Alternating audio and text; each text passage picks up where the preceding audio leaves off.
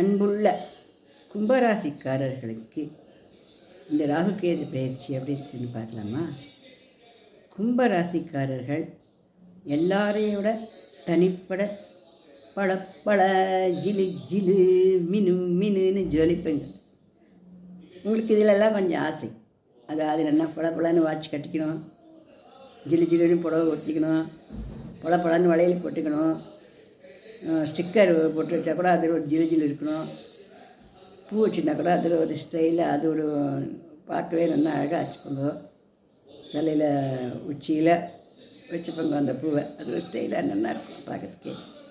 அதாவது உங்களை நீங்கள் ரொம்ப ஒரு 4 பேர் போயிட்டு இருந்தால் அதில் நாம் தனியாக தெரியணும், நல்லா தெரியணுன்ற ஆசை உள்ளவன். அதெல்லாம் நடக்கும். கடுமையான உழைப்பாளிகள், வீட்டு கஷ்ட நஷ்டம் தெரிஞ்சு வளர்கிற குழந்தைகள், கும்பராசி குழந்தைகள் இருந்தாலும் இது நிறைய செலவழிக்கிறதுன்னு அப்படின்றதையும் எல்லோரும் சொல்லுவாள். வீட்டு கஷ்டம் தெரியாமல் இப்படி பல மின்னு வாங்கி போட்டுக்கிறியே, இதெல்லாம் இருந்தால் ஒரு ரூபா சாப்பிடலாம வேணுவா. இந்த குழந்தைக்கு சாப்பிட்றத விட கஞ்சி குடித்தாலும் வெளியில் நன்னா பலன்னு போட்டுக்கணுன்றதுல ஆசையுடைய வளர்ப்பா.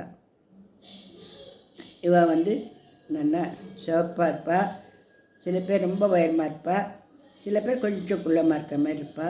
இருந்தாலும் பார்க்கறதுக்கு ரொம்ப லட்சணமாக நல்லா இருப்பா. சுறுசுறுன்னு இருப்பா, ஆக்டிவாக இருப்பா.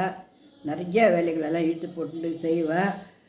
ஒரு கம்பெனியில் வேலை செய்கிறவள கம்பெனியே தூக்கி நிறுத்திடுவா. இந்த மாதிரிலாம் நல்ல ஒரு உழைப்பாளிகளாக இருப்பாள். இவளுக்கு கும்பராசிக்கார குழந்தைகளை சமாளிக்கிறது கொஞ்சம் கஷ்டம். ஏன்னா அவன் ஏதாவது கேட்டுகிட்டே இருப்பாள். ஏதாவது ரிப்பன் வாங்கி கொடு, வளையல் வாங்கி கொடு, இது வாங்கி கொடு, அதை வாங்கி கொடு, பழப்பழான்னு வாங்கி கொடு, மினு வாங்கி கொடுன்னு கேட்டுகிட்டே இருப்பாள். ஆனால் வாங்கி கொடுக்க வேண்டியது தான். வாங்கி கொடுத்தா அவள் ரொம்ப நல்லா சந்தோஷப்படுவாள். வாழ்க்கையை ரொம்ப நல்லா வழித்து நல்லா முன்னுக்கு வருவாள். இப்படிப்பட்ட கும்பராசிக்காரர்களுக்கு இப்போது வேலையில் ரொம்ப உழைக்க வேண்டி வரும். கொஞ்சம் கூட ரெஸ்ட்டு கிடையாது. இப்போ பாவம் அவளுக்கு துருன்னு வேலை பண்ணிகிட்டே இருப்பாள். நல்லா உழைச்சி நல்லா முன்னுக்கு வருவாள். வீடு வாசலெல்லாம் நல்லா அமையும். நல்ல முறையில் திருமண வாழ்க்கை அமையும். குழந்தையே பிறக்காத ரொம்ப நாளாக இருக்கிறவளுக்கு நல்லபடியாக குழந்தை பிறக்கும். எந்த வேலையுமே அப்புறம் பார்த்துக்கலான்னு ஒரு சின்ன சோம்பேறித்தனம் இப்போ தோணும். அதுக்கு மட்டும் இப்போ இடம் கொடுத்துடக்கூடாது. அப்புறம்னா அது அப்புறமாவே போயிடும். அதனால் அப்பப்போ என்ன செய்யணும்னு தோன்றதோ வேலைகள் அது செஞ்சு முடிச்சுடணும். காதல் கீதெல்லாம் இப்போல்லாம் ஒன்றும் பண்ண வேண்டாம். காதல் இதெல்லாம் பண்ணால் இப்போ கல்யாணத்துலலாம் அது முடியாது. இப்போ காதல் பண்ணிட்டு இருந்தால் கூட இன்னும் 1 வருஷம் 2 வருஷம் கழிச்சு தான் கல்யாணம் ஆகும். அதனால் அந்த ஜோலிக்கெல்லாம் இப்போ போக வேண்டாம். பெருமாளை என்னென்னா வேண்டிக்கணும். காஞ்சிபுரம் போய் ஊரகத்தான், அந்த ஊரகத்தான்றது அது ஒரு பாம்பு மாதிரி இருக்கும்.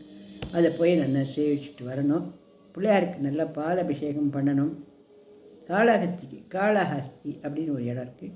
இந்த காளஹஸ்திக்கு போயிட்டு நல்லா வணங்கிட்டு வந்தால் ரொம்ப நாட்களாக குழந்தையே பிறக்காதவர்களுக்கு நல்லபடியாக குழந்தைய கையுமா குழந்தை சேரம் கிடைச்சி மகிழ்ச்சியாக இருக்க முடியும். பிள்ளைகள்லாம் நல்லா படிப்பா. கும்பராசி குழந்தைகள்லாம் ஆரம்ப காலத்தில் படிக்கிறதுக்கு இடம் படிப்பா. ஆனால் போக போக படிப்பில் நல்ல ஆர்வம் ஏற்பட்டு ரொம்ப நல்லா படிப்பா.